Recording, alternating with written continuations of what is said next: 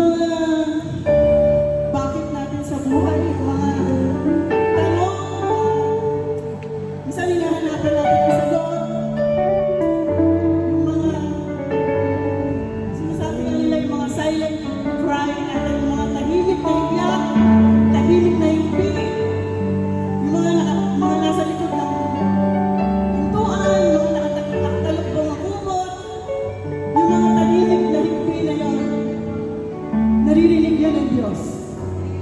Alam niya kung ano ang gusto mong mangyari sa buhay mo. Alam niya kung ano ang dinadala mo. At sa mga sandali nito, nais ng Diyos na katagpuin kang muli.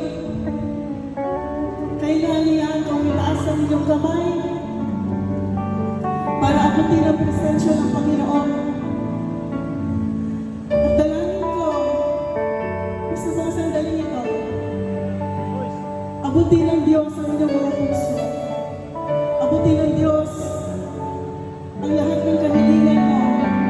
At dalangin ko na sa mga oras na to, marinig mo ang tinig ng Diyos na nagsasabi, "Anak, mahal kita. Anak, mahalaga ka. Anak, higit ka sa sapat." Hallelujah.